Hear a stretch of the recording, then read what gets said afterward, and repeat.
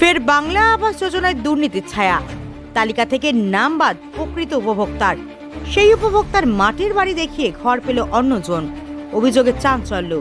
তৃণমূলের বিরুদ্ধে দুর্নীতির অভিযোগ তুলে সরব বিজেপির সাফাই তৃণমূলের। ফের বাংলা আবাস যোজনায় বড় দুর্নীতির ছায়া, তালিকা থেকে নাম বাদ প্রকৃত উপভোক্তার।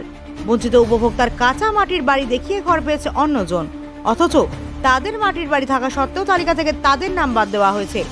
অভিযোগ সামনে আসতেই চাঞ্চল্য। ব্লক সমষ্টি উন্নয়ন আধিকারিকের কাছে লিখিত অভিযোগ দায়ের। তৃণমূল এবং প্রশাসনের বিরুদ্ধে দুর্নীতির অভিযোগ বিজেপির, সাফাই তৃণমূলের। শুরু হয়েছে তরজা। মালদার হরিশ্চন্দ্রপুরে তুলসীহাটা গ্রাম পঞ্চায়েতের বাঙ্গাবাড়ি গ্রামের বাসিন্দা পীতাম্বর দাস। মাটির কাঁচা ভগ্নপ্রায় বাড়ি। বাংলা আবাস যোজনায় পুনরায় ঘর দেওয়া শুরু হলে স্বপ্ন দেখেছিলেন এবার হয়তো পাকা বাড়ি হবে। তালিকাতে নাম ছিল তার। প্রশাসনের কর্মীরা এসে ঘর দেখে ছবি তুলে গিয়েছিলেন, কিন্তু তারপর তালিকা থেকে নাম বাদ চলে যায়। অভিযোগ, তাদের এই মাটির বাড়ি দেখে অট্টালিকা বাড়ি রয়েছে এমন কেউ ঘর পেয়ে গিয়েছেন, কিন্তু তারা বঞ্চিত। হরিশ্চন্দ্রপুর 1 নম্বর ব্লক সমষ্টি উন্নয়ন আধিকারিকের কাছে লিখিত অভিযোগ দায়ের করে ঘরের দাবি জানিয়েছেন বঞ্চিত উপভোক্তা। এদিকে এই ঘটনা নিয়ে বিজেপির অভিযোগ, দুর্নীতির জন্যই কেন্দ্র সরকার টাকা দেওয়া বন্ধ রেখেছিল, রাজ্য সরকার টাকা দেওয়ার নাটক করছে। প্রশাসনের মদতে এভাবে দুর্নীতি করে ঘরের টাকা তৃণমূল নেতারা আত্মসাৎ করছে। যদিও পাল্টা এই অভিযোগ উড়িয়ে তৃণমূলের দাবি, কেন্দ্র সরকার বাংলার মানুষকে বঞ্চিত রেখেছিল, মানবিক মুখ্যমন্ত্রী ঘর দিচ্ছে। কোথাও কোনো সমস্যা হলে প্রশাসন সেটা দেখবে। সমগ্র ঘটনায় শুরু হয়েছে রাজনৈতিক চাপানোতোড়।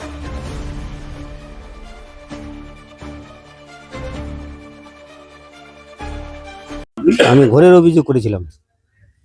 আমার আগে ঘরের নাম ছিল, হ্যাঁ, এখন জানতে পারছি যে আমার ঘরের নাম নাই, অন্যজনের নাম বাতিয়ে দিয়েছে, একটা পাকা বাড়ি দেখিয়ে দিয়েছে। হ্যাঁ, অভিযোগ করেছি। ওই ওই অঞ্চলে গেলাম, অঞ্চলে গিয়ে দেখছি যে আমার নাম নাই, অন্যজন পাচ্ছে ঘর, আমার কোনো নাম নাই। ওরা অন্যজনের বাড়ি দেখিয়ে দিয়েছে। আমার কাঁচা বাড়ি আছে, অন্যজনের পাকা বাড়ি দেখিয়ে বলছে যে এটা আমার বাড়ি। এটাই তো বলতে পারছি না কে দেখাইছে। আমার বাড়িটা অন্য কেউ, অন্যজনের বাড়িটা দেখি পাকা বাড়িটা দেখিয়ে দিয়েছে অন্য কেউ, কিন্তু বাড়ি তো আমার কাঁচা আছে। এটার জন্য আমি অভিযোগ করেছি। আবার জানতে চাইতে আমার বাড়িটা কেন এমনি হলো। আমার বাড়ি দেখিয়ে অন্যজন টাকা পেয়ে গেল। আমার বাড়ির ছবি তুলে, হ্যাঁ, অন্যজন তুলে লেগেছে, হ্যাঁ, দেখিয়ে অন্যজন দেখিয়ে দিয়েছে। ঘরটা আমাদের ছিল, ঘর দেখা আসিল, মানছে আমাদের নাম কাটায় অন্য ঘর দেখাই দিয়েছে। ঘরটা আমাকে দিল না, আর পাকার ঘর দেখাই দিয়েছে। আমাদের ঘর নাই বাড়িতে। কি করে বুঝলেন আপনারা?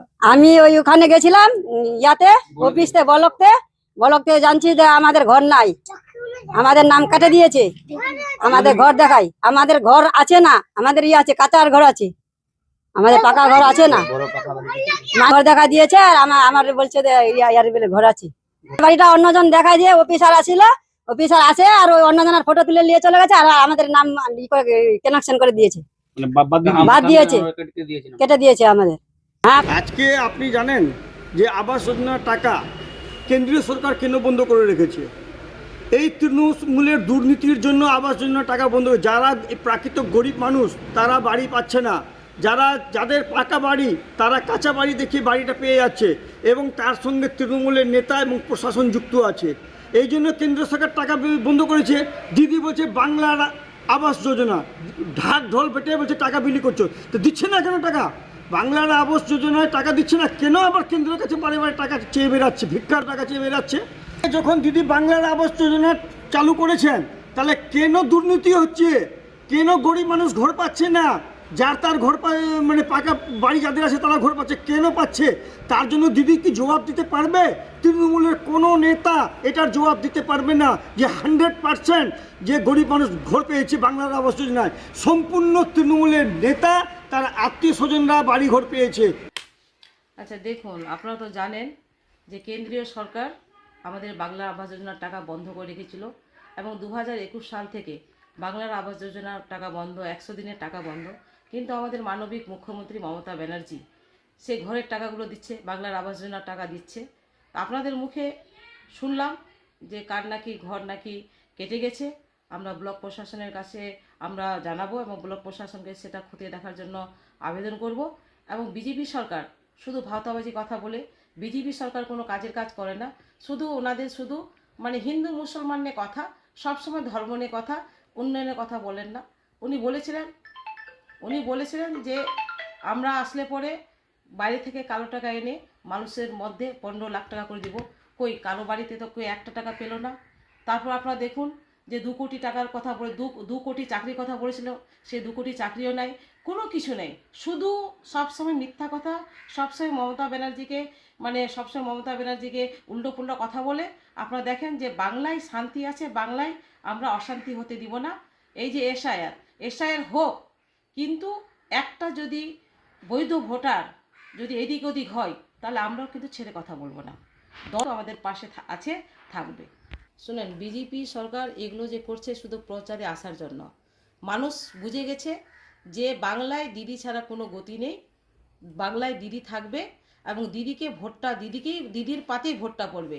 এবং 2026-এ যে ভোট আসছে, চতুর্থবারের মতো মুখ্যমন্ত্রী কিন্তু আমাদের মানবিক মুখ্যমন্ত্রী মমতা ব্যানার্জি হবে। এরা বিজেপি যতই কিছু বলুক, যতই প্রচার করুক, কিন্তু কোনো লাভ হবে না, নেটফল জিরো হবে। মিথ্যা কথা বলে ভাওতাবাজি, সব মিথ্যা। তো এই যে এগুলো কথা বলছে কি না, এটা ওটা কথা বলছে না, সব মিথ্যাবাদী, সব মিথ্যা। আমার নাম মার্জিনা খাতুন, জেলা পরিষদ মেম্বার তথা হরিশ্চন্দ্রপুর 1B ব্লক প্রেসিডেন্ট। ভবিষ্যতের যাত্রা এখন হাতের মুঠোয়। ইলেকট্রিক স্কুটি, চার্জে দীর্ঘ পথ, জ্বালানি খরচ একেবারেই নেই।